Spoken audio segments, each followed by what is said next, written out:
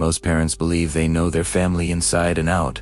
But what if the greatest threat to your child was hiding in the one place you were taught to trust? A simple, last-minute weekend arrangement. That's all it was supposed to be. For 8-year-old Noah, a stay with his fun uncle seemed like a lucky break. But the moment his parents' car disappeared around the corner, the true nature of that weekend began to unfold. Everyone had a version of Uncle Mark. The jokester at holidays, the one who snuck the kids extra dessert, the relative who remembered every birthday with an overdad gift. His charm was his signature. So when Noah's mom got the urgent call about her sister's accident, dropping him at Mark's was the obvious, easy choice. It felt safe. The first evening was perfect. Pizza, video games, staying up way past bedtime. Uncle Mark was every bit the cool, fun guardian he promised to be. But dawn brought a chilling shift. The man who laughed just hours before now stood in the doorway, his expression blank, his voice a monotone command.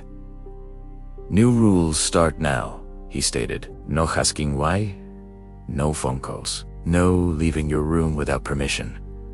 Noah felt a cold, not form in his stomach. The house itself seemed to change. The cheerful music was gone, replaced by a heavy silence. The curtains in the living room, once open to the sun, were now drawn tight. When Noah whispered a request to call his mom, Uncle Mark's reply was a flat, "They're dealing with enough. Don't be a burden." The fond uncle had vanished, replaced by a warden Noah didn't recognize. That was the moment Noah realized the rules weren't meant to teach him, they were meant to erase him. Then, Noah noticed the door at the far end of the upstairs hall. Unlike any other, it was solid, unadorned, and secured by a heavy, new-looking latch. When he paused to look, Uncle Mark materialized behind him, his hand clamping on Noah's shoulder. "That room isn't part of your visit," he said, his voice low and deliberate. "Forget you saw it." But the command had the opposite effect. That night, a sound pulled Noah from a shallow sleep. From behind the latched door came a low, rhythmic tapping, not frantic, purposeful, calculated. It was the sound of patience, and it was far more frightening than any shout. Sometimes, danger doesn't announce itself with a scream, but with a sudden, quiet change in the rules. By the second day, the isolation was crushing. Uncle Mark left for groceries, his final warning, echoing, "Don't wander." The moment the car engine faded, Noah acted, a bent paper clip from a kitchen drawer, a technique glimpsed in a movie. His hands shook as he worked at the latch. With a soft click, it gave way. The air inside was stale and cold. A single, dim lamp cast long shadows.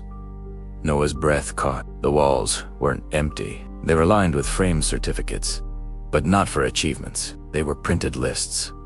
Rules for respect, silence, protocols, earning privileges. Each was dated, some going back over a decade. In a locked desk drawer, forced open, were not journals, but ledgers. Neat, handwritten columns. Recorded dates, children's initials, and notations like Phase 1 compliance, 72 hours, or correction applied for eye contact. This wasn't a hobby, it was a system. A cold, clinical operation running 4 years in this unassuming house. He wasn't the first. He was just the latest participant in a horrifying experiment in control. The sound snapped Noah from his horror. Uncle Mark was back, early. Noah's heart hammered against his ribs as he scrambled to close the ledger, push the drawer shut, and slip out of the room. He barely got the latch back in place before he heard the key in the front door. "You're pale," Uncle Mark noted, his eyes scanning Noah as he entered the kitchen. "Did you have a good rest while I was out?" The question was a trap. Noah managed to nod, his throat too tight to speak. "Good. We begin Phase 2 after lunch," Mark said, turning away. That phrase, Phase 2, from the ledger, filled Noah with a primal terror. He knew what came next wasn't pizza and games.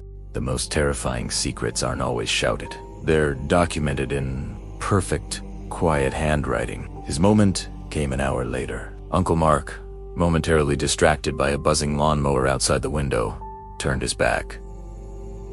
Noah didn't think. Run! He burst out the front door, feet slapping the pavement. not stopping until he reached the fire station 3 blocks away, a place his parents had always told him was safe. Gasping, he told the firefighter about the rules. The room, the ledgers, the kindness in the firefighter's eyes turned to grave concern. He called the police. What officers found confirmed a nightmare no one suspected. Uncle Mark wasn't just a strict babysitter. He was the architect of a long-term, manipulative program aimed at reshaping children's behavior through isolation, psychological pressure, and enforced routines. The ledgers detailed subjects spanning 15 years, children of friends, neighbors, and distant family members who had all described him as a bit strict, but great with kids. Charges were filed for child endangerment and unlawful imprisonment. The investigation revealed the truth that echoes as a warning. The predators we fear are often strangers, but the ones who can do lasting harm are those we invite across the threshold with a smile. Noah's story ended with safety, but his courage exposed a hidden pattern. It forces a painful question we all must consider. How well do we really know the people we call family? If this story held you, please support this channel. A like on this video tells the YouTube algorithm that Wines of Thought creates content worth watching, helping us share more crucial stories. And subscribe for more explorations into the unseen corners of human experience.